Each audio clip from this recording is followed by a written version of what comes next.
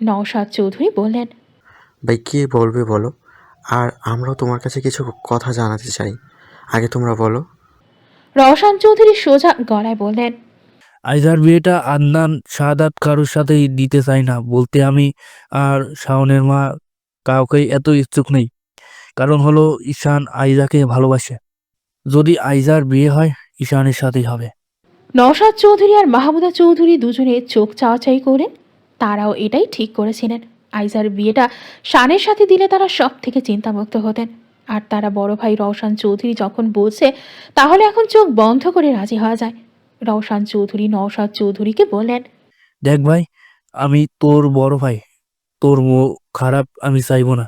আইজা ঈশানের কাছে ভালোই থাকবে, আর ওকে দূরে বিয়ে দেওয়ার কি দরকার?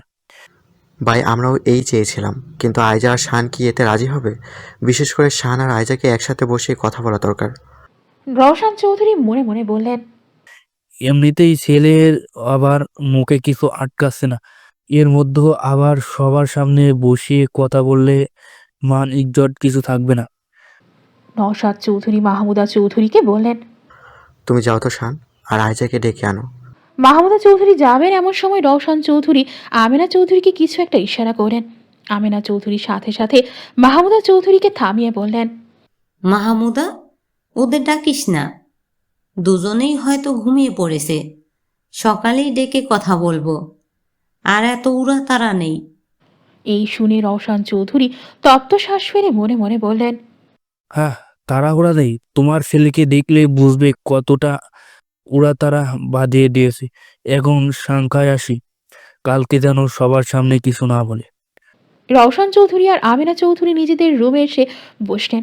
রওশন চৌধুরী ফোন বের করে ঈশানকে কল দিলেন। এই দেখে আমেনা চৌধুরী বললেন, এখন ওকে কল করছো কেন? রওশন চৌধুরী শ্বাস ফেলে বললেন, তোমার ছেলেকে বিয়ের খবরটা দিয়েই ঘুমায়, এত এতে যদি তোমার ছেলে নিশ্চিন্তে ঘুমায়। ঈশান কল করো। রওশন চৌধুরী এপাশ থেকে বললেন, ঈশান ঘুমিয়ে পড়েছো? না, বলো। আর চাচুর সাথে কথা বলেছিলে? বলছিলাম। রাজি করতে পেরেছো? সকালে তোমার আর আইজার সাথে কথা বলবে। ঈশান হেসে বলল। ঠিক আছে। পরদিন সকালে সবাই একসাথে বসে কথা বলছে। ঈশানও সাথে ছিল। সবাই বিয়েতে রাজি। আইজা তখন নিজের রুমেই ছিল। নওশাদ চৌধুরী বলেছেন বিয়েটা কিছুদিনের মধ্যেই সেরে ফেলতে। এই শুনে ঈশানও খুশি। সব কথা শেষে মাহমুদা চৌধুরী ফাইজাকে কল দিলেন। ফাইজা কল ধরে বলল, হ্যালো মা, ভালো আছো? ভালো আছি। তুই কেমন আছিস? ভালো। তো শ্বশুরকে কল দিলাম, কিন্তু উনি ধরলেন না। মা, আমার শ্বশুর একটু কাজে গিয়েছে। ও শোন, আমরা আইজার বিয়ে নিয়ে কিছু সিদ্ধান্ত নিয়েছি। ফাইজা একটু খুশি হলো। মনে মনে ভাবলো আদানের সাথে বিয়ে দিতে রাজি হয়ে গিয়েছে। মাহমুদা চৌধুরী বললেন, আমরা শানের সাথে আইজার বিয়ে দিব। ফাইজা সাথে সাথে বলল, সানের সাথে কেন? আর আদনান? আদনানের সাথে বিয়ে দিতে আমরা কেউই রাজি নই। কিন্তু মা, আদনান তো ওকে ভালোবাসে। মাহমুদা চৌধুরী হেসে বললেন, শানও আজকে আইজাকে ভীষণ ভালোবাসে। মা, তুমি কি বলছো? এদিকে আদনান আইজার জন্য। মাহমুদা চৌধুরী ফাইজাকে থামিয়ে দিয়ে বললেন, আমি তোর শ্বশুরের সাথে কথা বলবো, ওনাকে বুঝিয়ে বললে উনি বিষয়টা বুঝবেন।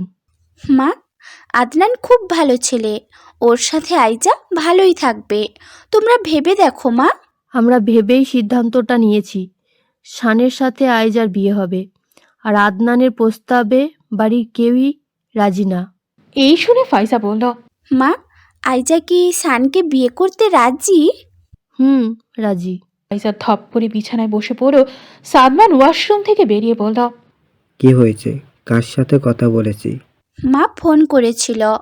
ও, সাদমান, আইজার বিয়ে ঠিক হয়ে গিয়েছে শানের সাথে। কি? শানের সাথে? মা তো তাই বলল। সাদমান ফাইজার পাশে বসে বলল, ওনারা শানের সাথে বিয়ে ঠিক করেছে, তোমাকে এটাই বলেছে? তোমার কথাও ভুল হচ্ছে না তো? বিয়ে ঠিক হলে তোমার খালাতো ভাই সাদরের সাথে হবে, কিন্তু শানের সাথে এটা কি সত্যি? মা মাত্র বলল।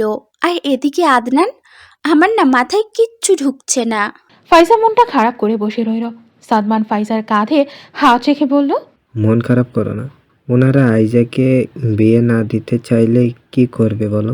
সাদমান, এই কথাটা আদনান শুনলে কি হবে ভেবে দেখেছো? ছেলেটা কত আশা নিয়ে বসে আছে যে আমার বাড়ি থেকে কিছু একটা ওকে বলবে, আর এখন বলছে শানের সাথে আইজার বিয়ে। আইজা ভার্সিটি যাওয়ার জন্য রেডি হয়ে নিচে এসেছে। ঈশানও অফিসে যাওয়ার জন্য রেডি হয়ে নিচে এসেছে। আইজা লজ্জা ঈশানের সামনে গেল না, আমিনা চৌধুরীর পাশে দাঁড়িয়ে রইল। আমিনা চৌধুরী দুজনকে দেখে মুচকি মুচকি হাসছেন। এরপরে ঈশানকে বললেন, শান, আইজাকে তোমার সাথে নিয়ে যাও। ঈশান আইজার দিকে তাকিয়ে বলল। আয় আমার সাথে। আইজা আমিনা চৌধুরীর দিকে একবার তাকিয়ে মাথা নত করে চলে গেল ঈশানের পেছন পেছন। ঈশান পিছিয়ে এসে আইজার হাত ধরল। দুজনে হাঁটতে হাঁটতে গাড়ির কাছে এলো। ঈশান গাড়িতে উঠে আইজাকে বলল, ভার্সিটি যখন শেষ হবে আমাকে কল করবি। ঠিক আছে। ঈশান আইজাকে ভার্সিটিতে নামিয়ে দিয়ে অফিসে চলে গেল। অফিসে আসতেই একজন এসে বলল তার বাবা তাকে কেবিনে দেখা করতে বলেছে। ঈশান নিজের কেবিনে না ঢুকে তার বাবার কেবিনে ঢুকলো। দেখলো কেবিনে তার বাবা চাচা দুজনেই বসে আছেন। রওশন চৌধুরী ঈশানকে বললেন, শান, বসো, তোমার সাথে কথা আছে। ঈশান বসে বলল। বলো। রওশন চৌধুরী একটা ফাইল ঈশানের দিকে এগিয়ে দিলেন। ঈশান ফাইলটা নিয়ে ভালো করে পড়ে দেখল। রওশন চৌধুরী বললেন, আমি আর নওশাদ যখন কাজের সূত্রে ঢাকার বাইরে গিয়েছিলাম তখন তোমাকেও সেখানে প্রয়োজন ছিল। তখন তোমাকে বলিনি ফাইজার বিয়ে চললো, তাই এখন আমাকে এই প্রজেক্টটা ফাইল করতে 2 দিনের জন্য ঢাকার বাইরে যেতে হবে। ঈশান ফাইলটা রেখে বলল, সবই তো দেখলাম, এখন আমাকে যেতেই হবে। তুমি সব ব্যবস্থা করো। এই প্রজেক্টে ফাইনাল করতে যা করা লাগে আমি করব। এই প্রজেক্টে ফাইনাল করা খুব দরকার। নওশাদ চৌধুরী বললেন। কালকে সকালেই বেরিয়ে পড়বে। হুম। বিকেলের দিকে সাদমান, ফাইজা ও আসাদ মির্জা তিনজনে বসে আদনানেরকে আইজার বিয়ের খবরটা জানালেন। সব শোনার পরে আদনানের মনের অবস্থা ভালো নেই। আদনান নীরব হয়ে বসে আছে। পাশে সাদমান, ফাইজা ও আসাদ মির্জাও বসে আছে। আদনানের এখন ইচ্ছে করছে আইজার সামনে গিয়ে কথা বলতে। আদনান চোখ মুখ শক্ত করে উঠে দাঁড়িয়ে বলল, বাবা আমি আসছি। আসাদ মির্জা দাঁড়িয়ে বললেন, এখন কোথায় যাবে? আইজাদের বাড়িতে। সাদমান আদনানের কাছে এসে বলল। তুই এই বাড়িতে যাবি মানে? আদনান কড়া গলায় বলল, যাব। আমি আইজার সাথে কথা বলতে ওই বাড়িতে যাব। আমি ওকে বলবো আমার ভুল কি, কিসের জন্য আমাকে রিজেক্ট করলো।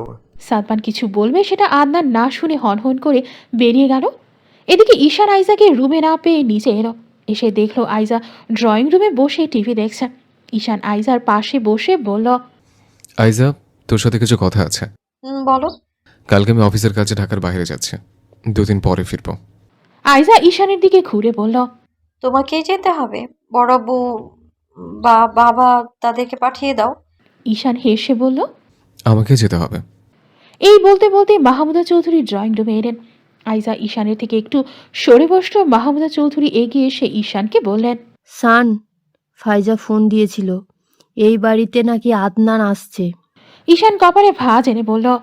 আদনান আসছে কেন?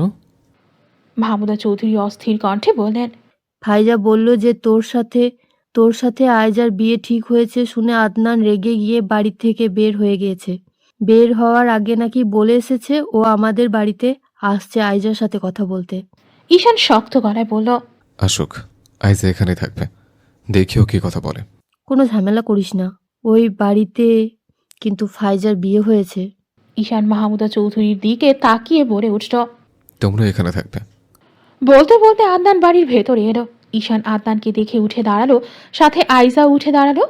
আইজা আদনানকে দেখে শুকনো ঢোক গিরে ঈশানের হাত আঁকড়ে ধরল।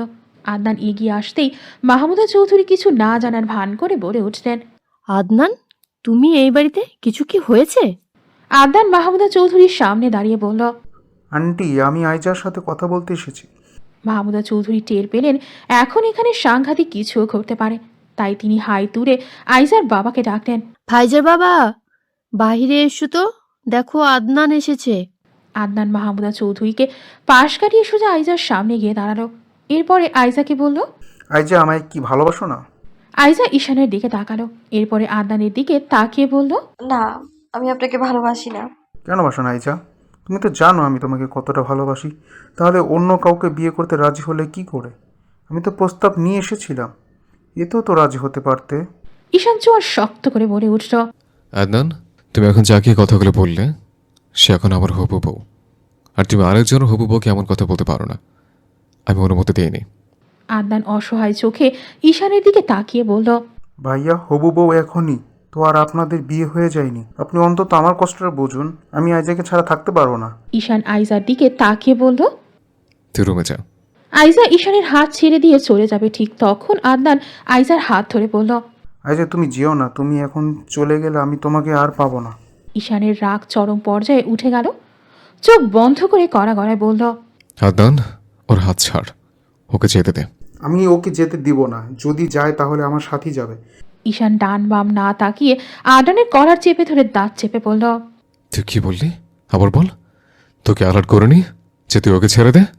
মাহমুদা চৌধুরী এগিয়ে এসে ঈশানকে ধরে বললেন।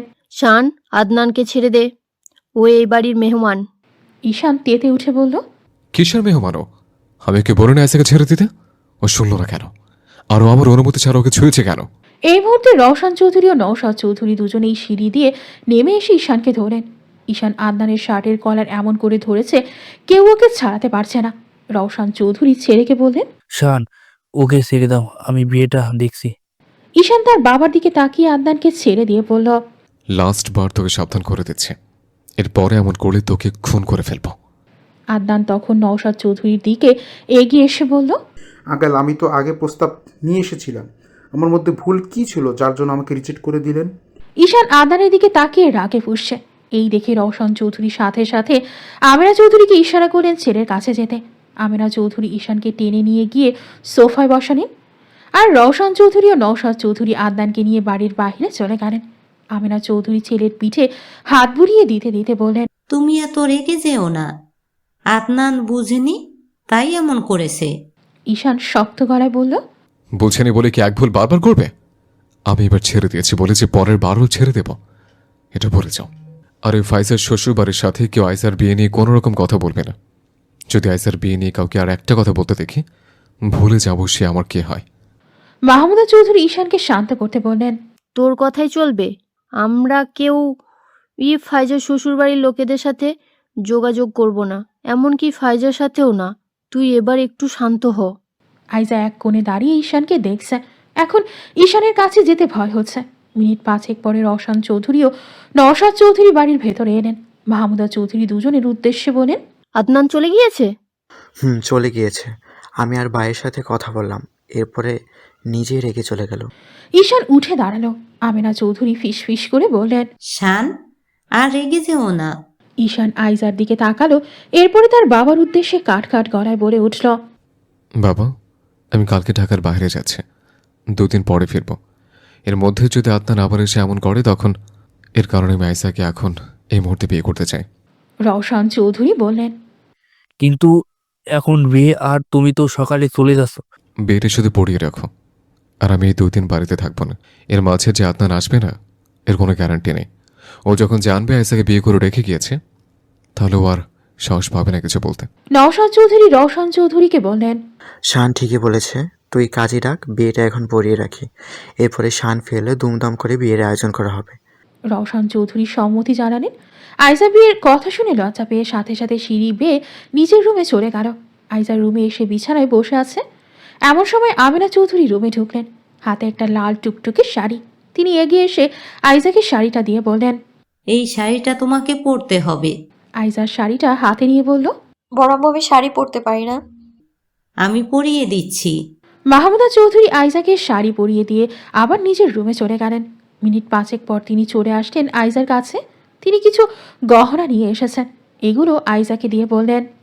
দেখো তো এই গয়নাগুলো কেমন। এগুলো কিছু আমার, আর কিছু তোমার জন্য বানিয়ে রেখেছিলাম। আইজা কপাল কুঁচকে বলল। আমার জন্য বানিয়ে রেখেছিলে মানে? আমেনা চৌধুরী হেসে বললেন। আমার ছেলে যে মেয়ের সাথে লুকিয়ে লুকিয়ে প্রেম করত, তাকে আমি আগেই চিনতাম, তাই তার জন্য গয়নাগুলো বানিয়ে রেখেছিলাম। এই শুনে আইজা লজ্জায় চোখ নামিয়ে ফেলল। আমেনা চৌধুরী হেসে এগিয়ে এসে আইজার থুতনি ধরে সোজা করে বললেন। এখন গয়নাগুলো সেই মেয়েকে পরিয়ে বউ বানাতে পারলেই আমার মনের সকল আশা পূরণ হবে।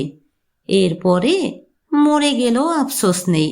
আইজার সাথে সাথে মনটা খারাপ করে বলল। তুমি না বেশি বেশি বলো। মরার কথা বলবে না। তোমার কিছু হলে আমি কার কাছে থাকবো? এরপরে যদি এমন কথা শুনি তাহলে শান ভাইয়াকে বলে দিব, তখন বকা খাবে ভালো হবে। আমেনা চৌধুরী আইজার কথা শুনে হেসে বললেন। এখন শানকে ভাই বলা যাবে না মা। আইজা লজ্জা পেয়ে বলল। বড় আম্মু, এমন সময় মাহমুদা চৌধুরী রুমে এলেন। তার হাতেও কিছু জুয়েলারি বক্স।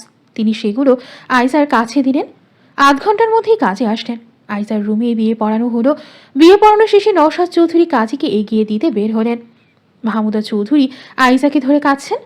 আমেনা চৌধুরী তাকে নিয়ে অন্য রুমে চলে গেলেন। এখন ঈশান আর আইজার মাঝে রওশন চৌধুরী থাকা চলে না। তিনি ঈশানকে বললেন। ঈশান, তোমরা কথা বলো। এই বলে তিনি রুম থেকে বেরিয়ে গেলেন।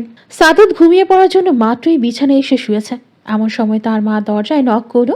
সাদত বিছানায় থেকে নেমে দরজা খুলে দিয়ে বলল। কি হয়েছে, ডাকছো কেন? সাহারা খাতুন অস্থির ভঙ্গিতে বললেন। আইজার বিয়ে হয়ে গিয়েছে। কি? হ্যাঁ, তোর খালামণি মাত্র জানালো। কি বলছো তুমি? খালামণি ওই আদনানের সাথে আইজার বিয়ে দিয়ে দিল? আদনানের সাথে বিয়ে হয়নি, বিয়ে হয়েছে সানের সাথে। সাদত উত্তেজিত স্বরে বলল। তোমার মাথা ঠিক আছে? কি বলছো তুমি? শানের সাথে আইজার বিয়ে? সাহারা খাতুন বললেন। সানের সাথেই আইজার বিয়ে হয়েছে। সাদত বিছানায় গিয়ে বসে বলল। খালামণি কি আমার ভালোবাসাও বুঝতে পারলো না? শানের সাথে আইজার বিয়ে দিয়ে দিল? আমি কি ওকে কম সুখে রাখতাম? আম্মু, আমার মাথার কাজ করছে না। আমি কালকে তো খালামণির সাথে কথা বলে এলাম। কি করে এখন শানের সাথে বিয়ে দিয়ে দিল? সাহারা খাতুন ছেলের পাশে বসে বললেন। বিয়েটা আল্লাহর হাতে। আল্লাহ কার সাথে কার মিল রেখেছে কেউ জানে না। আল্লাহ চেয়েছে তাই সানের সাথে আইজার বিয়েটা হয়েছে। সাদত নিরেট গলায় বলল। আম্মু, আইজা আর আমার হলো না। সাহারা খাতুন সাদতের পিঠে হাত বুলিয়ে দিতে দিতে বললেন। আল্লাহ যা করে ভালোর জন্যই করে, তুই কষ্ট পাস না। আম্মু, আমার না বিশ্বাস হচ্ছে না। তুমি খালামণিকে আবার একটু কল দাও না, আমি নিজের কানে শুনতে চাই। সাদত, এখন কল দিলেও তোর খালামণির উক্তি বদলাবে না। আইজার বিয়ে শানের সাথেই হয়ে গিয়েছে। সাদত বিছানায় চাদর খামচে ধরে বলল। আম্মু, আমি ওই শানকে ছাড়ব না। আম্মু, ও আমার থেকে আইজাকে কেড়ে নিয়েছে। আমি ওর শানকে দেখে নিব। সাদত, আইজা তোর ভাগ্যে ছিল না, এতে শানের কি দোষ? সাদত শক্ত হয়ে বলল। আম্মু, ভাগ্য আমার সাথেই ছিল। শান সব কেড়ে নিয়েছে। আমিও শানকে ছাড়ব না। আমিও দেখব ও আইজাকে নিয়ে কিভাবে থাকে। আইজা বিছানায় চুপচাপ বসে আছে। রওশন চৌধুরী চলে যাওয়ার পরে ঈশান সোফা থেকে উঠে বিছানায় বসল। আইজা ভালো করে ঘোমটা টেনে মাথা নিচু করে হাত কচলাতে লাগলো। ঈশান আইজার হাত ধরে বলল। খুশি হোসনি? আইজা লজ্জা মুখশ্রীতে বলে উঠল। হয়ে গিয়েছে। আইজা মাথা নিচু হয়ে আছে দেখে ঈশান মুচকি হেসে বলল। আমার দিকে তাকাবি না? দেখবি না আমাকে? তোর স্বামী হই, তাকা আমার দিকে। আইজা নত মস্তিষ্ক নিয়ে এগিয়ে এসে ঈশানের বুকে মাথা রাখল। ঈশান আইজার পিঠে হাত রেখে বলল। তুই আজ থেকে ঈশান চৌধুরীর বউ। আইজা মিটি মিটি হাসছে। কিছুক্ষণ পরে ঈশান কিছু একটা ভুলে যাওয়ার ভঙ্গিতে বলে উঠল। দেখেছিস, আমি না একটা জিনিস ভুলেই গিয়েছে। আইজা মাথা তুলে বলল। কি ভুলে গিয়েছো? ঈশান হেসে বলল। নতুন বউকে যে বাসরাতে গিফট দিতে হয় সেটাই ভুলে গিয়েছে। তুই একটু বস, আমি একটু আসছি। কোথাও যাবি না কিন্তু, ঠিক এমন করে বসে থাকবে। এই বলে ঈশান চলে যাবে এমন সময় আইজা ঈশানের হাত ধরে নিচু স্বরে বলল। তোমাকে একটা কথা বলার আছে। ঈশান পুনরায় আইজার কাছে বসে বলল। বল। আইজা কাঁপা কাঁপা কণ্ঠে বলল। আমি তোমাকে ভালোবাসি। এই শুনে ঈশান সাথে সাথে ব্যাকুল স্বরে বলল। কি বললি? আবার বল। আইজা মাথা নিচু করে বলল। আমি তোমাকে ভালোবাসি। ঈশান হেসে বলল।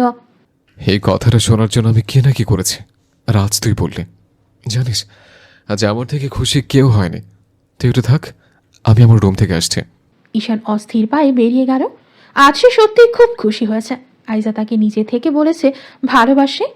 ঈশান নিজের রুমে এসে ল্যাম্প টেবিলের ড্রয়ার খুলে একটা ডায়মন্ডের রিং বের করল। এটা এখন আইজাকে উপহার দেবে। ঈশান রিংটা হাতে নিয়ে আইজার রুমে এলো। আইজা বসে আছে।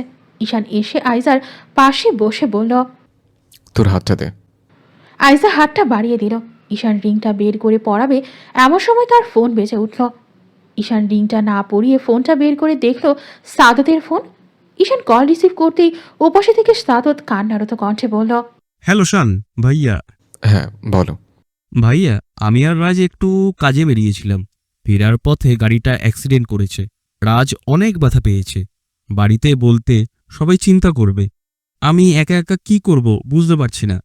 আপনি একটু আসুন না। ঈশান বিছানায় থেকে উঠে দাঁড়িয়ে বলল। তোমরা কোথায় আছো? লোকেশন দাও, আমি আসছি। এই বলে ঈশান কল কেটে দিয়ে আইজাকে বলল। আইজা, তুই থাক, আমি একটু বাইরে থেকে আসছি। এখন বাইরে যাবে কেন? একটা ইম্পর্ট্যান্ট কাজ পড়ে গিয়েছে, এসে তোকে বলবো। এই বলে ঈশান চলে গেল। আইজার উত্তর শোনারও অপেক্ষা করল না। এদিকে সাদত কল কেটে দিয়ে তাচ্ছিলের হাসি দিয়ে রাজকে বলল। রাজ, শান আসছে। রাজ ফোন থেকে মাথা তুলে বলল। হুম। সাদত রাস্তার পাশে এগিয়ে গিয়ে কয়েকটা ছেলেকে উদ্দেশ্য করে বলল। এই তোরা লাঠিগুলো নিয়ে যে যার পজিশন নেই। ওকে লোকেশন দিয়ে দিয়েছি, ও আসছে। রাত 12টা ছুঁই ছুঁই। ঈশান নিজের গাড়ি নিয়ে সাদতের দেওয়া লোকেশনে চলে এলো। রাস্তার একপাশে গাড়িটা থামিয়ে ঈশান গাড়ি থেকে নেমে দাঁড়ালো। রাস্তার পাশে সাদত তার গাড়ির সামনে একা বসে আছে। ঈশান একটু অবাক হলো, কারণ সাদত বলেছিল তার অ্যাক্সিডেন্ট করেছে। রাজের অবস্থা ভালো না, কিন্তু এখানে রাজ অথবা কোনো অ্যাক্সিডেন্টের চিহ্নই নেই। ঈশান সাদতের দিকে এগিয়ে যেতে যেতে বলল। সাদত, রাজ কোথায়? সাদত গা ছাড়া ভাব নিয়ে দাঁড়িয়ে বলল। এখানে রাজ কোথা থেকে আসবে? ঈশান কপাল কুঁচকে বলল। তুমি না কল দিয়ে বললে রাজের অবস্থা খারাপ? সাদত বাঁকা হেসে বলল। রাজের অবস্থা খারাপ না, এখন আপনার অবস্থা খারাপ হবে। সাদত, কি বলছো তুমি? সাদত কিছু না বলে আশেপাশে তাকিয়ে কিছু একটা ইশারা করলো। সাথে সাথে কয়েকটা ছেলে এসে ঈশানকে ঘেরাও দিয়ে দাঁড়ালো। সবগুলো ছেলের হাতেই লাঠি, এমনকি একটা ছেলে থেকে সাদতও একটা লাঠি নিয়ে সবার সাথে দাঁড়ালো। সবাই ঈশানকে মাঝখানে রেখে ঘুরতে লাগলো। এইদিকে ঈশান হুঙ্কার দিয়ে সাদতকে বলল। সাদত, তুই কি করতে চাইছিস? সাদত বাঁকা হাসি ঝুরিয়ে বলল। তোকে মারতে চাইছি। ঈশান সাদতের দিকে তাকিয়ে বলল। তুই ভেবে বলছিস তো? হ্যাঁ, আমি বলছি। আজ বাসর করবি তাই না? তোর বাসর আমি বের করব। তোকে আজ মারতে মারতে মেরে ফেলব। ঈশান কিছুক্ষণ শান্ত থেকে একটা অদ্ভুত হাসি দিয়ে বলল। চল, তোকে একটা অপশন দেই। সাদত থেমে বলল। কি অপশন? ঈশান সাদতের দিকে এগিয়ে এসে ফিস ফিস করে বলল। শুধু তুই না, তোকে মারার জন্য আমি এসেছি, আর তোকে অপশন দিচ্ছি। তুই একা মরবি, না এই নিষ্পাপ ছেলেগুলোকে নিয়ে মরবি? সাদত হেসে বলল। তুই আমাকে মারবি? এর আগে তোকেই আমি মেরে ফেলব। এই বলে সাদত ছেলেগুলোকে ইশারা করলো। ছেলেগুলো লাঠি নিয়ে যেই আঘাত করবে ঠিক তখনই আচমকা একজনের হাতে গুলি জাগলো। সবাই তড়িৎ চোখে ঘুরে তাকালো। রওশন চৌধুরী পিস্তল হাতে নিয়ে এগিয়ে এলেন। তিনি এতক্ষণ গাড়ির ভেতরেই ছিলেন। ঈশান বাঁকা হেসে সাদতকে বলল।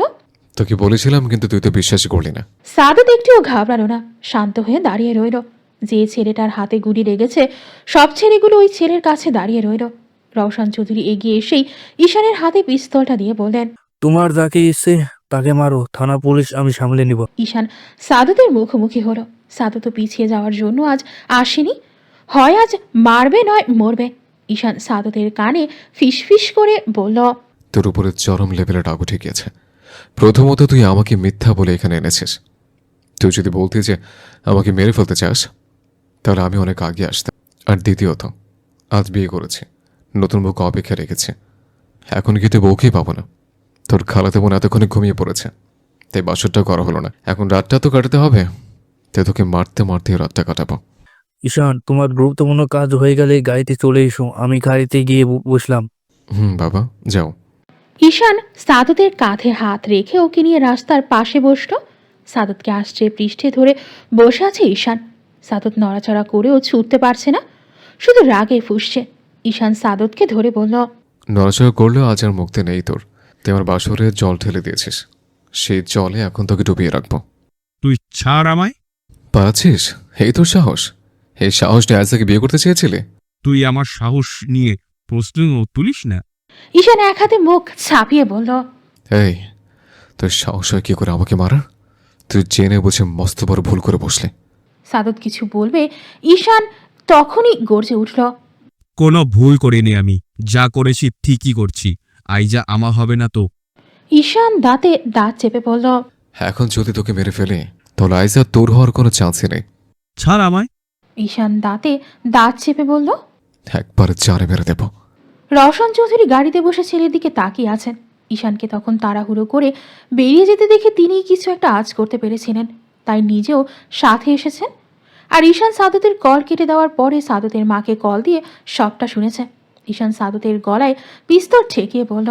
সাদত সাহস নিয়ে বলল, নেই, তুই মারতে চাইলে মার। ঈশান বাঁকা হেসে বলল, এত মরার পাখা গুজিয়েছে, আমি তো ভুলেই গিয়েছিলাম আইজার জন্য মরতে চাইতে। এমন সময় রওশন চৌধুরী গাড়ির গ্লাস খুলে ঈশানকে বলল, ঈশান, বেশি সময় নষ্ট করো না, তোমার মা কল দিয়েছিল, যেতে বলছে। ঈশান পেছনে ফিরে বলল। আসছি বাবা। ঈশান সাদতের দিকে তাকিয়ে দাঁত চেপে বলল, আজকে তোকে কিছু করলাম না, লাস্ট ওয়ার্নিং দিয়ে যাচ্ছে। এরপরে যদি আইজা আইজা করিস একবারে জানে মেরে দেব। আইজা এখন আমার বিয়ে করা বউ, বুঝছিস? এই বলে ঈশান সাদতকে নিজে থেকে দূরে সরিয়ে দিল আর বলল, আমার কোনো ইন্টারেস্ট ছিল না তোর গলা ধরে বসে থাকার, তোকে কিছু কথা বোঝানোর জন্য বসেছিলাম। সাদত কিছু বলল না, ঈশানের দিকে শুধু রক্ত চোখে তাকিয়ে রইল। ঈশান মুহূর্তেই গাড়িতে উঠে চলে গেল। সাদত রাগে নিজের গাড়িতে একটা লাথি মারল। সাথে সাথে গাড়ির ভেতরে থেকে রাজ নেমে এসে বলল, চলে গিয়েছে, ভালোই হয়েছে, না হলে সব কয়টাকে গুলি মেরে উড়িয়ে দিত। সাদত রাজের দিকে তাকিয়ে দাঁত কিরমির করতে লাগলো। রাজ এগিয়ে এসে বলল, থাক ভাই, মন খারাপ করিস না, বাড়িতে ফিরে চল, আইজা তোর আর নেই।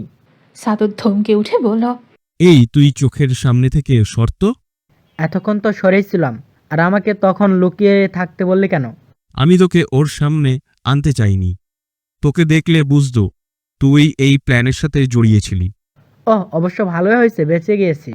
তোকে এখন ওর সামনে আনিনি, এরপর তোকেও ওর সামনে নিয়ে দাঁড়াবো। রাজ মনে মনে বলল, আর যদি বাড়ি ফিরে যাই তাহলে আল্লাহর নাম নিয়ে বলতেছি, আমি তোকে সব জায়গা থেকে ব্লক করে দিয়ে কিছুদিন লুকিয়ে থাকবো। এরপরে যদি শান আর আইজার বাচ্চা কাচ্চা হয় তখন আসবো। ঈশানের বাড়িতে ফিরতে ফিরতে রাত 3:30টার মতো বেজে যায়। বাড়ির কেউ এখন জেগে নেই। রওশন চৌধুরী সিঁড়ি দিয়ে উঠতে উঠতে ঈশানকে বললেন, তুমি রুমে গিয়ে রেস্ট নাও, একটু পরে কিন্তু বেরিয়ে দিতে হবে তোমাকে। হুম। আর বাবা শোনো, আমি যে 2 দিন বাড়িতে থাকবো না এটা কেউ যেন না জানে, ফাইজা যেন জানে না। এই 2টা দিন আইজাকে একদম লুকিয়ে রাখবে। সাদত আর আদনানোর কথা বললে বলবে আইজার শান 2 দিনের জন্য কক্সবাজার ঘুরতে গিয়েছে। এখন তাই বলতে হবে? ঈশান তার বাবার সাথে সব কথা শেষ করে চলে গেল। রওশন চৌধুরীও নিজের রুমে চলে গেলেন। ঈশান আইজার রুমে ঢুকে দেখলো আইজা বিছানায় হেলান দিয়ে ঘুমিয়ে আছে, পরনে লাল শাড়ি। কিছুক্ষণ আগেও যে লাল টুকটুকে বউ সেজে বসে অপেক্ষা করছিল তার জন্য, আর এখন সে ঘুমিয়ে গিয়েছে। সব সাদতের জন্য। ঈশানের ইচ্ছে করছে এই সাদতকে কেটে নদীতে ভাসিয়ে দিতে। ঈশান আইজার কাছে এসে বসল, আইজার দিকে এক ধ্যানে তাকিয়ে রইল। এখন আইজা সজাগ থাকলে হয়তো লজ্জায় মুখটা নামিয়ে দিত। ঈশান এগিয়ে এসে আইজাকে ভালো করে শুইয়ে দিল। এরপরে আইজার দিকে তাকিয়ে মনে মনে বলল, বউ যে অধিকার নিয়ে তোকে ছুতে চেয়েছিলাম সে অধিকার পেয়ে গিয়েছে, কিন্তু দেখ তুই জেগে নেই, আর জেগে গেলেও সময় নেই। ঈশান আস্তে আস্তে এগিয়ে গিয়ে আইজার গলায় মুখ ডোবালো। এমন উষ্ণ স্পর্শ পেয়ে আইজার ঘুম তৎক্ষণাৎ ভেঙে যায়। আইজা চোখ পিট পিট করে খুলে দেখলো ঈশান তখনও আইজার গলায় মুখ ডুবে আছে। আইজার শিহরণে কেঁপে উঠে ঈশানের চুল খামচে ধরল। কিছুক্ষণ পরে ঈশান আইজাকে ছেড়ে দিয়ে বলল, আমার জন্য অপেক্ষা করেছিলি বুঝি? আইজা মুখ ঘুরিয়ে অভিমানী সুরে বলল, ছিলাম, কিন্তু তুমি তো এলে না, নিশ্চয়ই গার্লফ্রেন্ডের সাথে দেখা করতে গিয়েছিলে। ঈশান হেসে বলল, তোরই খালাতে বোন ডেকেছিল। আমার খালাতো বোন? সাদত। দুজনে খিলখিলিয়ে হেসে উঠল। সকাল হতেই সাদত আদনানের নাম্বার জোগাড় করে কল দিল। এবার কিছু করলে একা করবে না, আদনানকে সাথে নিয়েই করবে। আদনান ঘুমিয়েছিল। ফোন বেজে ওঠায় কাঁচা ঘুমটা ভেঙে যায়। ফোনের দিকে তাকিয়ে দেখলো আননোন নাম্বার। আদনান বিরক্ত হয়ে ফোনটা রিসিভ করে কানে ধরে বলল, কি এত সকালে ফোন দিয়েছেন? ওপাশ থেকে সাদত বলে উঠল, আমি আইজার খালাতো ভাই সাদাত। অবশ্য নাম শুনে চিনতে কোনো অসুবিধা হবে না। সাদত নাম শুনে আদনানের ঘুমের রেশ আর রইল না। তৎক্ষণাৎ উঠে বসল। আদনান সাদতকে বলল, তুমি কল দিয়েছো কেন? সাদত ঠান্ডা গলায় বলল, আগে যা হয়েছে সব ভুলে যাও। এখন তোর আর আমার মধ্যে কোনো দ্বন্দ্ব নেই। এখন আমি আর তুমি এক হয়ে কাজ করতে চাই। কি বলতে চাইছো? কি কাজ করবে? শানকে মারতে চাই। হোয়াট? সানকে কেন মারতে চাও? ও আইজাকে বিয়ে করে নিয়েছে বলে। তাই বলে একজনকে মারতে চাইবে? মারবো। এখন ওকে মারলেও তো আইজা আমার বা তোমার কারো হবে না। আইজার বিয়ে হয়ে গিয়েছে, ও শানের বউ। সাদত আদনানের এমন কথাগুলো শুনে হিতাহিত রেগে গিয়ে বলল, তুই কি বোঝাতে চাইছিস? শানের উপর তোর কোনো রাগ নেই? রাগ তোরও আছে, আমারও আছে। এখন তুই কি আমার সাথে কাজ করবি? আদনান ভাবুক হয়ে বলল। আমি ফ্রেশ হয়ে কল করছি। সাদত ফোন কেটে দিয়ে বিড়বিড় করে বলল। এবার লাইনে এসেছে। ঈশান রেডি হয়ে বেরিয়ে যাওয়ার আগে আইজার সাথে দেখা করতে এলো। আইজা ওয়াশরুম থেকে ফ্রেশ হয়ে বের হয়ে দেখলো ঈশান তার রুমে বসে আছে। ঈশান আইজার কাছে গিয়ে এসে বলল, শাড়ি খুলেছিস কেন? এখনো কি শাড়ি পরে থাকবো নাকি? থাকবি। এখন তুই নতুন বউ, তাই শাড়ি পরে থাকবি। আইজা হেয়ারি কি বলে উঠল। আমার নিজেকে নতুন বউ মনে হচ্ছে না। ঈশান বাঁকা হেসে বলল। রাতে রেহাই পেয়েছিস বলেই নতুন বউ মনে হচ্ছে না। আইজা চোখ মুখ কুচকে বলল। মানে? ঈশান আগের নাই বলে উঠল। আমাকে ফিরে আসতে দে, সব মনে বুঝতে পারবি। ঈশান আইজার দিকে এগোতে লাগলো। আইজা পিছিয়ে যেতে যেতে বলল। তো তোমার দেরি হচ্ছে তো। ঈশান আইজার কোমর ধরে নিজের কাছে এনে বলল। তোকে ছেড়ে যেতে ইচ্ছে করছে না রে। আচ্ছা, তোর খারাপ লাগছে না আমি চলে যাচ্ছি বলে? আইজা খানিকটা নরম স্বরে বলল। 2 দিনের জন্যই তো যাচ্ছ, এরপরে তো ফিরেই আসবে। তুই দেখে থাকিস, বাড়ির বাইরে বের হবি না, আর ফাইজা কল দিলে ধরবি না। ঠিক আছে। আর শোন, কিছু হলে আমাকে কল দিয়ে জানাবি। আইজা মনটা খারাপ করে বলে উঠল। তুমি পৌঁছে আমাকে জানাবে। জানাবো। ঈশান আইজাকে জড়িয়ে ধরে হেসে হেসে বলল। বউ, একটা চুমু খাই। আইজা বাধা দিল না, ঈশানের শার্ট কচলাতে থাকলো। এমন সময় আমেনা চৌধুরী রুমে ঢুকে পড়লেন। দুজনে ছিটকে আলাদা হয়ে দাঁড়ালো। এই দেখে আমেনা চৌধুরী সাথে সাথে বেরিয়ে গেলেন। ঈশান ঘাড় চুনকে বলল। চুমুটাও খেতে দিল না রে। আইজা লজ্জায় মাথা নত রইল। ঈশান আইজার দিকে এগিয়ে বলল। তাহলে আমি গেলাম, তোকে যা যা বললাম তাই দিয়ে করবি, কথা নড়চড় যেন না হয়। ঠিক আছে, তুমি পৌঁছে কল দিও। ঈশান যেতে যেতে পেছন ফিরে আইজার দিকে তাকালো। আইজা ছল ছল চোখে তাকিয়ে আছে। ঈশান আবার আইজার কাছে ফিরে এলো। আইজার 2 গালে হাত রেখে আইজার ঠোঁটে চুমু খেয়ে বলল। সেফ হয়ে থাকিস, আর মাকে দেখে রাখিস। আইজার চোখের পানি আটকাতে পারল না, কেঁদে ঈশানকে জড়িয়ে ধরে বলল। তুমি চিন্তা করো না, আমি বড়ামুখে দেখেই রাখবো। ঈশান আর কিছুক্ষণ আইজার সাথে কথা বলে বেরিয়ে গেল। দুপুরের দিকে সাদত রাজকে কয়েকবার কল দিল, বারবার শুধু ব্যস্ত বলছে। মেসেঞ্জার থেকে হোয়াটসঅ্যাপ সব জায়গায় কল দিয়েছে, মেসেজ দিয়েছে। রাজ তাকে ব্লক করে রেখেছে। সাদত রাজের এই আচরণে বেশ হতবাক। এরপরে রাজের আম্মুকে কল দিল, কয়েকবার রিং হতে তিনি কল ধরেন। সাদত বলল। খালামণি, ভালো আছো? হ্যাঁ, ভালো আছি। তুই কেমন আছিস? ভালো। খালামণি, রাজ কোথায়? ওকে দাও তো। রাজ তো বাড়িতে নেই, ওর বন্ধুদের সাথে সাজেক ঘুরতে গিয়েছে। কি? ও তো বাড়িতেই গেল সকালে, এর মধ্যে সাজেক কখন গেল? ও তোদের বাড়ি থেকে আসার পরই ব্যাগ গুছিয়ে বলল ও আর ওর এক বন্ধু সাজেক যাচ্ছে। এই শুনে সাদত বলল। এর মধ্যে ওর সাথে কথা হয়েছে? হ্যাঁ, হয়েছে। ও, তাহলে রাখছি। রাজের লুকোচুরি সাদতের বুঝতে বাকি রইল না। রাজ ইচ্ছে করে চলে গিয়েছে। এরপরে সাদত আদনানকে কল দিল। আদনান সকালে বলেছিল ফ্রেশ হয়ে কল দেবে, কিন্তু এখনো দেয়নি। আদনান কল ধরতেই সাদত দাঁত কিরমির করে বলে উঠল। তোর কি ফ্রেশ হওয়া হয়নি? সকাল থেকে দুপুর বানিয়ে দিলি, এত ঢিলে কেন তুই? আদনান সাথে সাথে বলল। তোর কি রে? আমার ইচ্ছে হয়েছে তাই আমি দুপুরে বাদিয়ে দিয়েছি। সাদত বাঁকা হেসে বলল। এখনো তো বিয়েই করিসনি। শালা বাজে বকা বন্ধ কর। আর শানকে মারার জন্য কি করতে হবে? সাদত হেসে বলল। তুই যে আমার সাথে আছিস এই শুনে খুবই খুশি হলাম।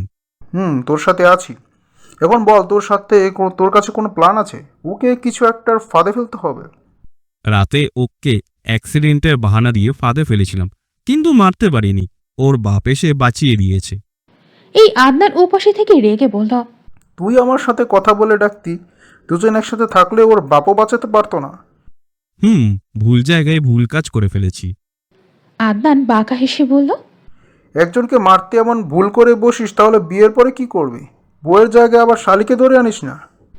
সাদতের মেজাজ খারাপ হয়ে উঠছে, তাই চোখ বন্ধ করে শান্ত গলায় বলল। এখন শানের কথা হচ্ছে, তুই এত শয়তানি করছিস, ভাব কি করে ওকে মারা যায়। আদনান কিছুক্ষণ ভেবে বলল, আমাদের সামনে দুর্বল পয়েন্ট বের করতে হবে, ওকে ফাঁদে ফালানোর জন্য ওর দুর্বল পয়েন্ট আঘাত করব। ঠিকই বলেছিস। তুই জানিস ওর দুর্বল পয়েন্ট কি? আইজাই ও দুর্বল পয়েন্ট। আদনান ভাবুক হয়ে বলল, তোর কি মনে হয় এখন আইজাকে খুঁজে পাবি? ওকে ওরা সামনেই আনবে না, আর ওর বাপ চাচা আমাদের আইজার ত্রিসীমানে ঘেঁষতেই দেবে না। অন্য কিছু ভাব। অন্য কিছু কি? শানকে ফাঁদে ফেলতে ওর দুর্বল পয়েন্টে তো। ঠিক কথা বলেছিস, দূরে সরাতে হবে। সাদাত ভাবুক হয়ে বলল। কি করে দূরে সরাবো? আদনানের হেয়ারি করে বলল, মনে হচ্ছে তাবিজ করতে হবে। এই শুনে সাদত সাথে সাথে বলল, তুই ভালো কথা বলেছিস, আইজাকে তাবিজ করতে হবে। এছাড়া আর কোনো পথ নেই, আমাদের কবিরাজের কাছে যেতে হবে।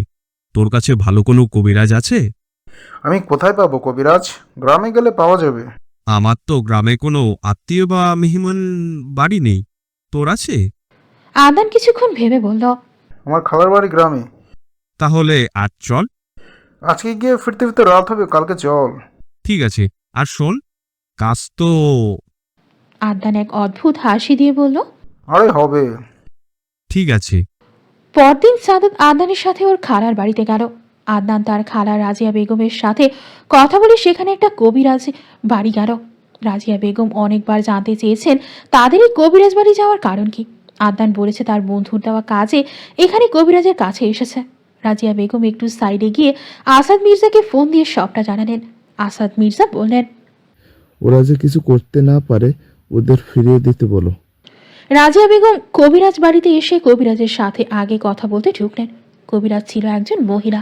রাজিয়া বেগম কবিরাজ মহিলাটাকে কিছু টাকা দিয়ে বলে এসেছেন তার ভাগিনা যদি কোনো কাজ দেয় তাহলে সেটা আগেই যেন না করে। এদিকে বিকেলের দিকে আমেনা চৌধুরীর শরীরটা খুব খারাপ হয়ে গিয়েছে। তিনি হার্টের পেশেন্ট ছিলেন। বুকে অস্বাভাবিক ব্যথা হওয়ার কারণে হসপিটালে নিতে হয়েছে। নওশাদ চৌধুরী, মাহমুদা চৌধুরী আর আইসার সাথে এসেছে। হসপিটালে আমেনা চৌধুরীকে এমার্জেন্সি রুমে নেওয়া হলে সেখান থেকে জানানো হয় তার শরীরের অবস্থা সময়ের সাথে সাথে অবনতির দিকে যাচ্ছে। এখন পেশেন্টকে আইসিইউতে নিতে হবে। রওশন চৌধুরীর সাথে সাথে সম্মতি জানালেন। এর কিছুক্ষণ পরে আইসিইউ থেকে একজন ডাক্তার বের হয়ে এসে রওশন চৌধুরীদের উদ্দেশ্যে বলেন, আপনাদের কিছু কথা বলতে চাই। এই পেশেন্টের শরীরের কন্ডিশন খারাপ হয়ে যাচ্ছে। আমরা আপ্রাণ চেষ্টা করছি, আপনারা আল্লাহকে ডাকুন। রওশন চৌধুরী 2 পা পিছিয়ে ধপ করে বসে পড়েন। ডাক্তারটি বলেন, আর পেশেন্ট বারবার শান নামে কাউকে ডাকছে। সেই পেশেন্টের কি হয়? সে কি এখানে আছেন? শান পেশেন্টের ছেলে, শান এখানে নেই। উনি কোথায়? ওনাকে একটু এমার্জেন্সি এখানে আনুন। পেশেন্টের কিছু হয়ে ওঠার আগে ওনাকে প্লিজ খবরটা দিন। নওশাদ চৌধুরী এগিয়ে এসে বলেন, আমি এখন শাওনকে এই খবরটা দিয়ে দিব কি করে? শান সাহায্য করতে পারবে না, কাছেও তো নেই যে সান্ত্বনা দেব। আমি এই খবরটা ওকে জানাতে পারবো না, ও যে ওর মাকে খুব ভালোবাসে। আমি ফোন দিয়ে বলছি, ওকে এখানে প্রয়োজন। এই বলে ডাক্তারটি ভেতরে চলে গেলেন। রওশন চৌধুরী বলেন, হ্যালো শান, কি করছো? সব কাজ শেষ দিয়ে মাত্রই রুমে ফিরলাম, ডিলটা ফাইনাল। ওহ শোনো শান, বলো। তুমি আজ আসতে পারবে? আজ তো পারবো না, কালকে ফিরবো। তোমাকে আজই ফিরতে হবে। তোমার মা অসুস্থ হয়ে পড়েছে, আমরা ভাবিকে হসপিটালে অ্যাডমিট করিয়েছি। এই শুনে ঈশান অস্থির গলায় বলল, কে? মা অসুস্থ? কখন হলো? বিকেলে থেকে অসুস্থ হয়েছে, বুকে ব্যথা বেরিয়ে গিয়েছে। বিকেলের এখন আমায় জানাচ্ছ? ডক্টররা কি বলেছে? ডক্টররা এখন কিছু বলতে পারছে না, আইসিইউতে রেখেছে। ঈশান উত্তেজিত স্বরে বলল, ডক্টররা কিছু বলতে পারছে না তো ওখানে রেখেছে কেন? অন্য হসপিটালে নিয়ে যাও, আর সেখানে কাজ না হলে দেশের বাইরে নাও, যা করো ইমার্জেন্সি করো। কথাগুলো এক নাগারে বলে লম্বা একটা শ্বাস ফেল ঈশান। নওশাদ চৌধুরী বলেন, শান, আমরা ডক্টরের সাথে কথা বলছি, তুমি যত তাড়াতাড়ি পারো আসো। আমি এখনই বেরিয়ে যাবো এখান থেকে, আর আমি যা বললাম সেগুলো করো। প্রয়োজন পড়লে ডাবল টাকা ইনভেস্ট করো। যদি মানুষটা বাঁচে আমি টাকা দিয়ে কি করব? যার জন্য সব টাকা, সে যদি না বাঁচে তাহলে টাকা রেখে কী লাভ? তুমি তাড়াতাড়ি কথা বলো ডক্টরদের সাথে, বোর্ড বসাও। দেশের বাইরে নিতে হলে তাই নাও। উন্নত চিকিৎসার জন্য প্রয়োজনে প্রাইভেট এয়ার অ্যাম্বুলেন্স বুকিং করে দেশের বাইরে চিকিৎসা নিতে চলে যাও। ঈশান কথাগুলো একদমই বলে থেমে বলল, আমি রাখছি, আমাকে মায়ের কাছে যেতে হবে। 3-4 ঘন্টার মতো সময় লাগবে। আসো। নওশাদ চৌধুরী ফোন কেটে দিয়ে রওশন চৌধুরীর কাছে এলেন। রওশন চৌধুরী বললেন, শান কি বললো? ও আসবে? ভাই ও আসছে। আর ও বলল যে ডক্টরদের সাথে কথা বলতে। এখানে ভাবির চিকিৎসা উন্নতি না হলে এখান থেকে অন্য জায়গায় নিয়ে যেতে বলল। প্রয়োজনে দেশের বাইরে যাওয়ার জন্য বলল। রওশন চৌধুরী উঠে দাঁড়িয়ে বললেন, চলো আমার সাথে, এভাবে বসে থাকলে হবে না। শান যা বললো তাই বেস্ট করতে হবে। রওশন চৌধুরী ও নওশাদ চৌধুরী দুজনই ডক্টরের সাথে কথা বলতে গেলেন। ঈশান নিজের গাড়ি নিয়ে যায়নি, তাই কার সার্ভিস থেকে একটা কার ভাড়া করে আসছে। ঈশানের মাঝে আইজাকে কল দিল। আইজার সাথে সাথে রিসিভ করে কথা বলল। ঈশান অস্থির গলায় বলল, হ্যালো আইজা, তুই কোথায়? আমি হসপিটালে। ভালো করেছিস, একে একে বাড়িতে থাকার দরকার নেই। আর শোন, মা কেমন আছে এখন? ডাক্তার আর কিছু বলেনি? ডক্টররা বলছে তারা চেষ্টা করছে। ঈশান ধমকে উঠে বলল, বাবা কোথায় রে? বাবার কাছে দে। বাবার ওখানে কি করছে? আমি বললাম এমার্জেন্সি ভাবে অন্য কোথাও নিতে। 2 ঘন্টা হয়ে গেল, এখনও যদি ডাক্তারদের একটা কথাই হয় তাহলে ওখানে ডেকে কী লাভ? তুমি উত্তেজিত হও না, বড় আব্বু আর আব্বু কথা বলছে। ঈশানের যেন মেজাজ খারাপ হয়ে যাচ্ছে। এখন আইজার সাথে কোনো কথা না বলেই ফোন কেটে দিল। এখন আইজার সাথে কথা বলে রাগের মাথায় কি বলবে তার ঠিক নেই। তার থেকে একটু পরে আবার কল দেবে। বড় বড় হার্ট সার্জন ডাক্তাররা সবাই মিলে কথা বলছেন। সেখানেও রওশন চৌধুরী ও নওশাদ চৌধুরীও রয়েছেন। অনেকক্ষণ যাবৎ কথা বলার পরে একজন ডক্টর বললেন, নওশাদ সাহেব, আপনার সিদ্ধান্ত অনুযায়ী পেশেন্টকে বিদেশেই পাঠাতে হবে। আর রোগীর অবস্থা এখন অন্তত লাজুক পর্যায়ে। এখানে যে চিকিৎসা দিচ্ছি তার সীমা আছে, যে কোনো মুহূর্তেই জটিলতা তৈরি হতে পারে। বিদেশে নিলে উন্নত সাপোর্ট, বিশেষ করে এমার্জেন্সি ইউনিটে, তাকে ভালোভাবে ম্যানেজ করা সম্ভব হবে। এখন যা যা প্রয়োজন সব ব্যবস্থা করুন। একজন ডক্টর ফাইল খুলে বুঝিয়ে বললেন, বিদেশে নিতে হলে প্রথমেই তার সম্পূর্ণ medical history, report, scan, passport ও অ্যাম্বুলেন্স বুকিং সব একত্র করতে হবে। আমি মেডিকেলের রিপোর্টগুলো নিজেই তা প্রস্তুত করব।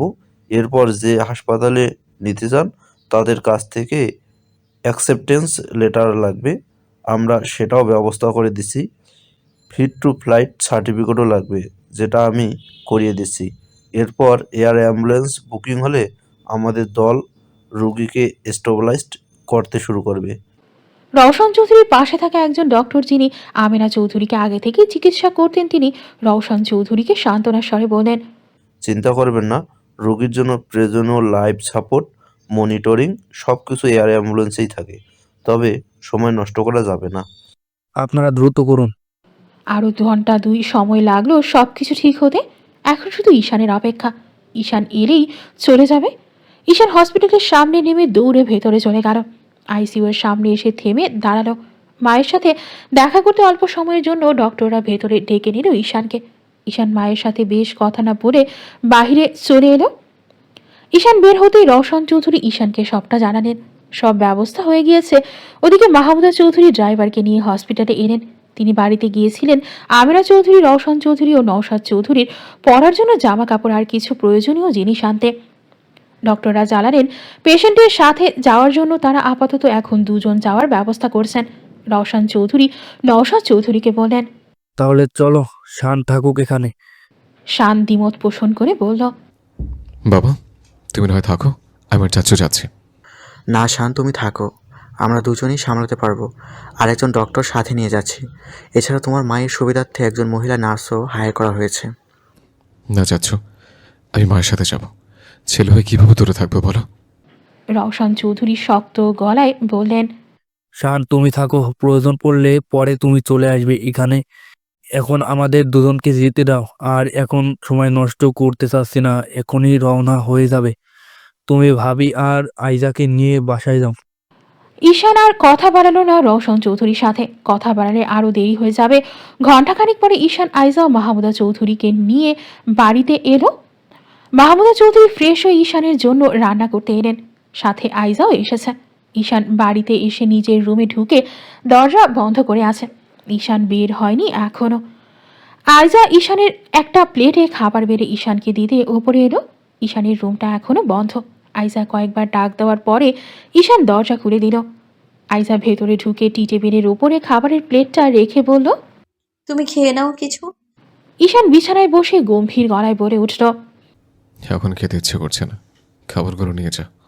আইজা ঈশানের সামনে দাঁড়িয়ে বলল, সারাদিন মনে হয় কিছু খাওনি, এখন খেয়ে নাও, নইলে তো শরীর খারাপ হয়ে যাবে। না রে, সত্যি ভালো লাগছে না, খাবো না এখন।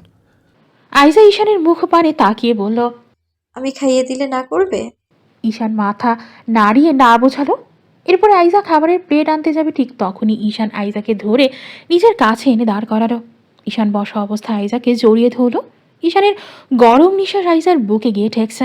আইজা সরে যেতে চাইলে ঈশান গভীর গলায় বলে উঠল, একটু থাক না আমার কাছে, আমি না কোনো কিছুতে শান্তি পাচ্ছি না, আমাকে একটু শান্তি দে। আইজা ঈশানকে জড়িয়ে ধরে রাখলো। ঈশান কোনো কথা বলছে না, শুধু বড় বড় শ্বাস ফেলছে, যা আইজার বুকে গিয়ে পড়ছে। আইজার সারা শরীরে শিহরণ একবার কেঁপে উঠল। এরপরে ঈশানকে শক্ত করে জড়িয়ে ধরে রইল। আইজা কিছুক্ষণ এভাবে দাঁড়িয়ে থাকার পরে ঈশানের থেকে নিজেকে ছাড়িয়ে নিয়ে কোমল কণ্ঠে বলে উঠল, তুমি এখানে বসো, আমি খাইয়ে দিচ্ছি। ঈশান দ্বিতীয়ত আর একটা কথা বলল না, বাধ্য ছেলের মতো চুপচাপ খেয়ে নিল। আইজা ঈশানকে খাইয়ে দেওয়ার পুরো সময়টায় কোনো কথা বলেনি। খাওয়া শেষে ঈশানকে পানির গ্লাস আর একটা টিস্যু দিল। ঈশান পানি খেয়ে টিস্যু দিয়ে মুখ মুছে ফোনটা হাতে নিয়ে চলে গেল।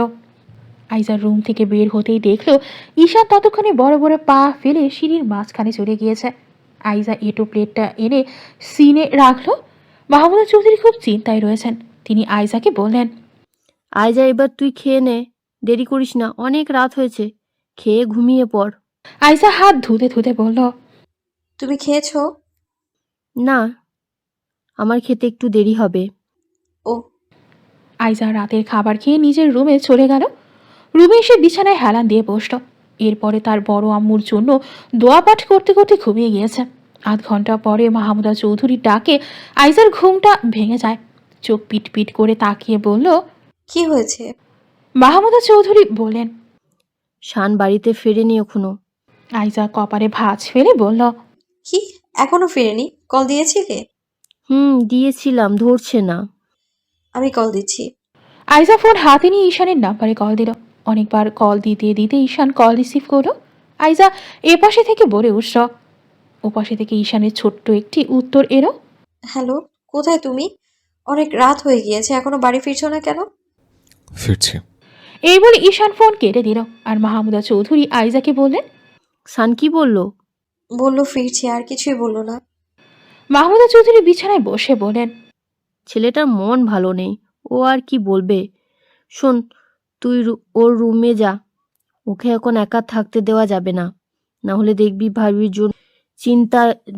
ওর জন্য সারা রাতটাই চিন্তা করবে, ওকে একটু ঘুমাতে হবে।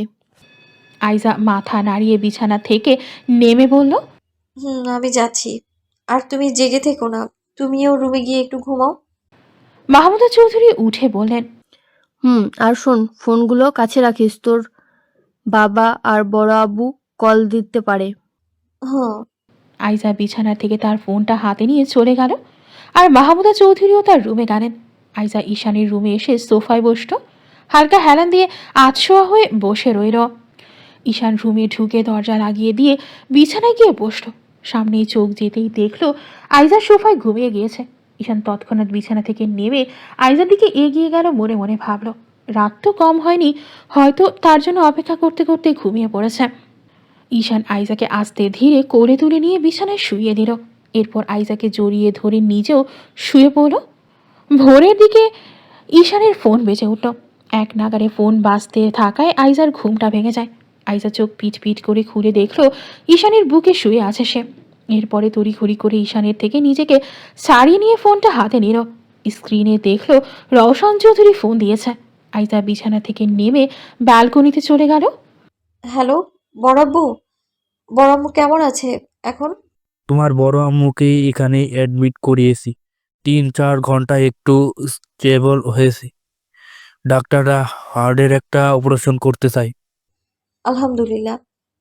একটু যখন স্টেবল হয়েছে তখন তাহলে আল্লাহ চাইলে সুস্থ হয়ে উঠবে। দোয়া করো আম্মু। আর শান কোথায়? ঘুমাচ্ছে, অনেক রাত করে বাড়িতে ফিরেছে তো। ডেকে দিব?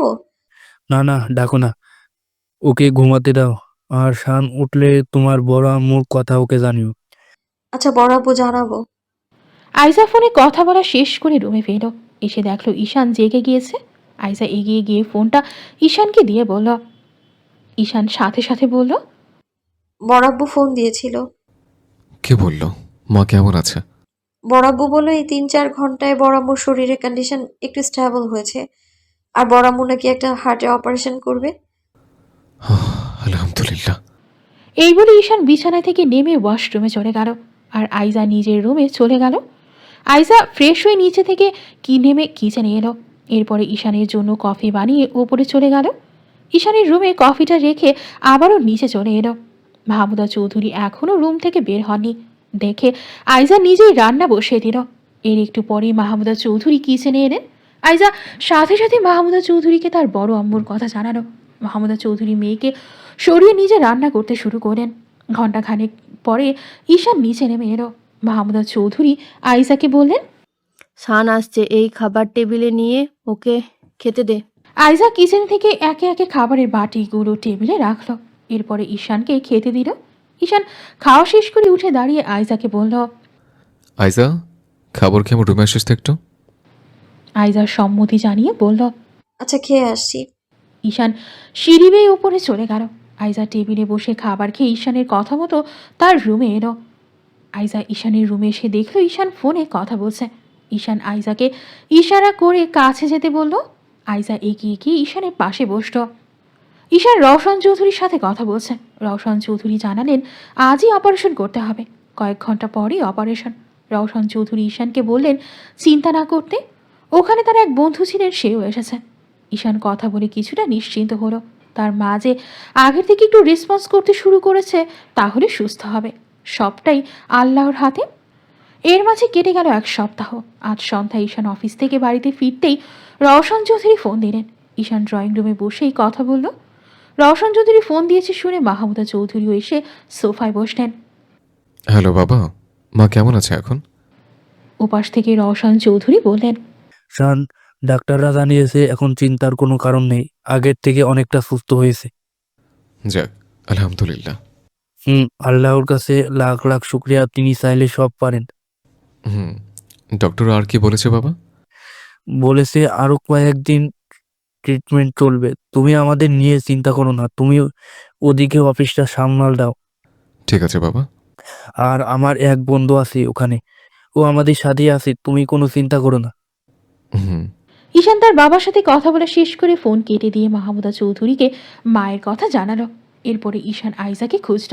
আইজা শুনলে খুশি হবে, কিন্তু নিচে আইজাকে দেখতে না পেয়ে মাহমুদা চৌধুরীকে বলল, ছোট আম্মু, আইজা কোথায়? রুমেই তো মনে হয়, ডেকে দেব? ঈশান উঠে দাঁড়িয়ে বলল, আমি নিজে ওর কাছে যাচ্ছি, ওকে মায়ের কথা জানিয়ে আসি, অনেক খুশি হবে। যা। ঈশান সিঁড়ি বেয়ে ওপরে চলে গেল। আইজা নিজের রুমে রিডিং টেবিলে বসে পড়ছিল। ঈশান ধীর পায়ে আইজার রুমে ঢুকলো। এরপরে পরনে থাকা স্যুটটা খুলে বিছানায় রেখে আস্তে করে আইজাকে পেছনে দাঁড়ালো। আইজা তখনও বইয়ে মুখ গুজে পড়ছিল। ঈশান পেছন থেকে আইজার ঘাড়ে নাক ঘষতে ঘষতে বলল, পড়াশোনা বাদ দিয়ে এখন স্বামী সেবা করো। আইজা পেছন ঘুরে আমতা আমতা করে বলল, ভাইয়া তুমি কখন এলে? ঈশান ফোঁস করে শ্বাস ছেড়ে বলল, তোর ভাইয়া বলা কবে বন্ধ হবে রে? এখন আমি কি তোর ভাইয়া হই? স্বামী হই, স্বামী। আইজা হেসে বলল, মুখ ফসকে বেরিয়ে গিয়েছে। ঈশান বাঁকা হেসে বলল, তোর মুখ ফুসকে বলে আজই বন্ধ করব। আইজা ভ্রু উঠিয়ে বলল, কিভাবে বন্ধ করবো বলো? ঈশান পুনরায় আইজার ঘাড়ে নাক ঘষতে ঘষতে নিশারো কণ্ঠে বলল, রাতে বন্ধ করব। আইজা শুকনো ঢোক গিলল। ঈশান ফিস ফিস করে বলল, ভয় পাচ্ছিস বউ? আইজা কাপা কণ্ঠে বলল, না। এই শুনে ঈশান বাঁকা হেসে বলল, একটা চুমু খাই বউ, বেশি না, একটাই খাবো। আইজা লজ্জায় উঠে দাঁড়ালো। ঈশান আইজার পেছনে দাঁড়িয়ে ঠোঁট কামড়ে হেসে বলল, খেতে দিবি? বউ আজ আর ছাড়াছাড়ি নেই, বউ আজ আর ছাড়াছাড়ি নেই। যদি কাল সপ্তাহে এসে বসেও থাকে, তাও আজ তোকে ছাড়বো না, অনেকদিন নিচে কাটকে রেখেছে। আইজা পেছন ফিরে ঈশানকে ধাক্কা দিয়ে বলল, ইস, মুখে কিচ্ছু আটকায় না। এই বলে আইজা চলে যেতে নিলে ঈশান আইজার কোমর ধরে কাছে এনে বলল, লজ্জা পেলে তোকে খুব সুন্দর লাগে। আজ রোদ তোর আর আমার, এরপরে ওই সাদাত আর আদনান দুই কালসাপকে দেখে নেব। দুটোকেই কয়েকটা দিন কিচ্ছু বলার সময় পাইনি। আইজা ঈশানকে বলল। আমার আর তোমার তো এখন বিয়ে হয়ে গিয়েছে, এখন ওরা কিছু বললেও লাভ হবে না। ঈশান নিরেট কণ্ঠে বলল। আমার জাস্ট অসহ্য লাগে ওদের। আইজা হাসল। ঈশান আইজাকে নিজের বুকে জড়িয়ে বলল। তোকে ওদের থেকে দূরে রেখে এখন নিজের করেছে খুব কষ্টে। ঈশান আইজার সাথে কিছু কথা বলে চলে গেল নিজের রুমে, আর আইজা খুশি মনে নিচে চলে গেল। মাহমুদা চৌধুরী ড্রয়িং রুমে বসেছিলেন। আইজা তার কাছে গিয়ে বসল। সাদত গাড়ি ড্রাইভ করছে, পাশে আদনান বসে আছে। দুজনের মন বেশ ফুরফুরে, মনে হচ্ছে যুদ্ধ জয় করে এসেছে। আদনান সাদতকে বলল। ভাই তাহলে প্ল্যান সাকসেস হয় বল। সাদত নিরেট গলায় বলল। এখনো হয়নি, বুঝেছিস? হয়নি মানে? তুই শুনিসনি কবিরাজি কি বলল? আর আমার মনে হচ্ছে কাজ হয়ে গিয়েছে। সাদত গম্ভীর গলায় বলল। যতক্ষণ না নিজের কানে শুনতে পাবো ওদের খবর, ততক্ষণ পর্যন্ত তোর মনে হয় না কোনো কথাও বিশ্বাস করব না। আদনান খানিকটা রেগে গিয়ে বলল। তুই কি বলতে চাইছিস 2 দিন ধরে কবিরাজের পেছনে ঘুরছি, এখনো কি ওদের কিছুই হবে না? সাদত বাঁকা হেসে বলল। তোর খালা আগেরবার যে চালটা চাললো, বিশ্বাস কর ভাই, এখনো তোর কথাও বিশ্বাস হয় না। আদনান দাঁত চেপে বলল। একদম আজে বাজে কথা বলবি না। আগের কবিরাজ থেকে এই কবিরাজ ভালো, আর এখন যদি কিছু না করে তাহলে আমাদের টাকাগুলোই জলে ফেলানো। এখন শোন, কবিরাজ যা বলল, এই পানি পোড়াটা দুজনকে খাইয়ে দিতে পারলেই আসল কাজটা করবে। পানি পোড়া খাওয়াবি কি করে? চল ওদের বাড়িতেই যাই। আদনান দাঁত চেপে বলল। শালা, তোকে মনে হয় একটা ঘুষি মেরে দাঁত সবটা ভেঙে দে। এমনভাবে বলছিস যেন ওই বাড়িতে গেলে আমাদের জামাই আদর করবে। দুজনে কিছু না কিছু করে বসে আছি, এখন গেলে ওরা আমাদের জেলে ঢুকিয়ে দেবে। সাদত ভাবুক হয়ে বলল। আমি যাব। আদনান কপাল কুঁচকে বলল। তুই যাবি? হ্যাঁ, আইজার মা আমার খালামণির সাথে দেখা করতে যাব। আর বাড়িতে তেমন কেউ নেই। আর যদি ঈশানের সাথে দেখা হয় তাহলে একবার মাপ চেয়ে আসব। যে করেই হোক আজ পানি পোড়াটা খাওয়াতেই হবে। আদনান নিরেট কণ্ঠে বলল।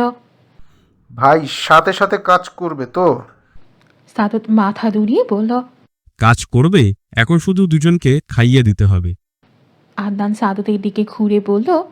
তুই ওই বাড়িতে কি করে দুজনকে পানিটা খাবি? সাদত কিছুক্ষণ ভেবে গাড়ি থামিয়ে বলল।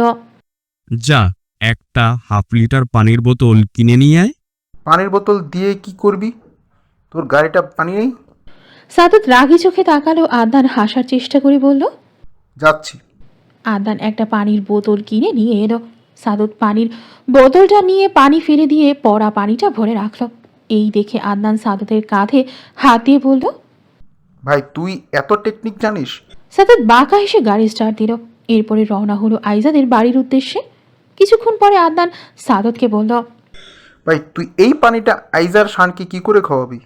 ওদের ডাইনিং টেবিলে যে পানি রাখা আছে ওই পানিতে মিশিয়ে দিলেই আইজা আর শান রাতের খাবার খাওয়ার সময় পানিটা খাবে। আদনান ভাবুক হয়ে বলল। আমরা যেতে যেতে যদি ওরা রাতের খাবার খেয়ে নেয় তখন কি করবি? এই শুনে সাদত আদনানের দিকে গরম করে তাকিয়ে বলল। ওদের বাড়িতে কিছুদিন থেকে এসেছি, ওরা এখনই খেতে বসবে না। আর তুই এত কথা বলিস কেন রে? আদনান বাঁকা হেসে বলল। না, তোকে একটু কনফিডেন্স বাড়িয়ে দিলাম। এদিকে মাহমুদা চৌধুরী রুম থেকে বেরিয়ে ডাইনিং টেবিলের কাছে এসে দেখলেন আইজাবে ঈশান কেউ এখনো খেতে আসেনি। তিনি হাই তুলে দুজনকে ডাকলেন, কারো আসার নাম নেই। এমন সময় সাদত বাড়িতে ঢুকলো। মাহমুদা চৌধুরী অবাক হয়ে তাকিয়ে রইলেন। সাদত এসে মাহমুদা চৌধুরীকে বলল। খালামণি কেমন আছো? ভালো, তুই? ভালো। তুই আসলি, কিছু হয়েছে? সাদত একটু নরম হয়ে বলল। খালামণি, এই পাশেই একটা কাজে এসেছিলাম, তাই যাওয়ার পথে একটু দেখা করতে এলাম। তবে আসলে আজ আমি আইজা চাইতে আসিনি, আজ শানের কাছ থেকে মাফ চাইতে এসেছি। এই শুনে মাহমুদা চৌধুরী তাজ্জব বনে গেলেন। তিনি সাদতকে বললেন। মাপ মাপ চাইতে এসেছিস কেন? সাদত ভাবল তার খালামণি হয়তো শানকে মারতে চাওয়ার খবর জানে না, না হলে মাফ নিয়ে প্রশ্ন করত না। এই মনে মনে আউড়িয়ে সাদত হালকা হেসে বলল। খালামণি, জানোই তো আইজাকে পাওয়ার জন্য শানের সাথে কত বেয়াদবি করেছি। এখন তো শান আর আইজার বিয়ে হয়েই গিয়েছে, তাই এখন মাপ চাইতে এসছি। খালামণি, ওরা কোথায়? ওরা রুমেই আছে। ওরা কি এত আগেই ঘুমিয়ে পড়েছে? না, ওরা তো এখনো রাতের খাবার খায়নি। সাদত মনে মনে বলল। ওরা রুমে আছে, আমাকে এখনই কাজটা করে ফেলতে হবে। সাদত মাহমুদা চৌধুরীকে বলল। খালামণি, তুমি একটু ওদের ডেকে দিবে? আর এখান থেকে ডাকলে তো মনে হয় শুনবে না, তুমি একটু ডেকে আনো। মাহমুদা চৌধুরী হেসে বলেন। তুই বস, আমি ডেকে আনছি। মাহমুদা চৌধুরী সিঁড়ি বেয়ে ওপরে উঠে গিয়ে যেই আইজার রুমে ঢুকলো, সাদত তৎক্ষণাৎ ডাইনিং টেবিলের দিকে এগিয়ে গেল। এরপরে ডাইনিং টেবিলের ওপরে থাকা পানির জগে পড়া পানিটুকু মিশিয়ে দিল।